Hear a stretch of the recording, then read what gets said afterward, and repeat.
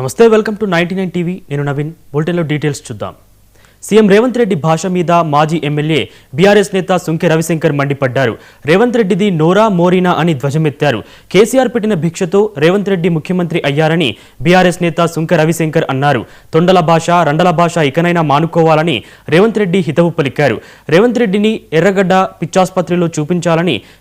PPC chief మంత్రులకు సూచించారు 2028లో జరిగే కురుక్షేత్రంలో కాంగ్రెస్ పార్టీ దహనమైపోతుందని తెలిపారు ఆ ఇంటికాడ అందరం అన్నం తిన్నాం ఏం రవి పోతే మమ్మల్ని మంచిగా అందరూ చూసుకుంటుంది ఎవరైనా తినచ్చిర్రా బిడ్డ అని అడిగే ఒక పెద్దమ్మ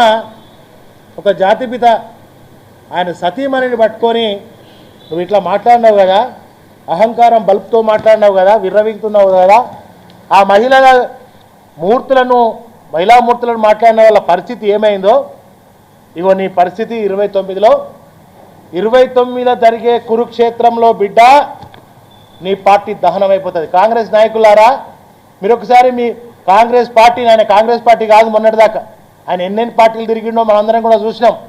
సో ఆయన మీ పార్టీని కాంగ్రెస్ పార్టీని ఖతం చేయడానికే వచ్చిండు ఖచ్చితంగా కేసీఆర్ గారిని సీఎం చేసే బాధ్యత తీసుకున్నాడు ఆయన కాంగ్రెస్ వాళ్ళకి ఇది అర్థమైతలేదు ఎందుకంటే ఇట్లా పార్టీని ఖతం చేయాలంటే ఇట్లా మాట్లాడాలి ఇక మరి అని ఇట్లా మాట్లాడితేనే కాంగ్రెస్ పార్టీ ఖతం అయిపోతుంది కనుక ఇంకొకటి బాధ అనిపిస్తున్న అంశం ఏంటంటే ఎక్కడైనా అయినా ఈ ప్రెస్ స్టేషన్లో మతిగిట భ్రమించిందా ఏంది అనేది ఒక డౌట్ వస్తుంది ఒకసారి మా కాంగ్రెస్ నాయకులందరికీ మహేష్ కుమార్ గౌడ్కి అందరికీ విజ్ఞప్తి చేస్తాను ఆ మంత్రులను కూడా విజ్ఞప్తి చేస్తాను ఎందుకైనా మంచిదిగా ఎర్రగడ్డ హాస్పిటల్ ఒకసారి చూపిరా మీ దండం పెడతా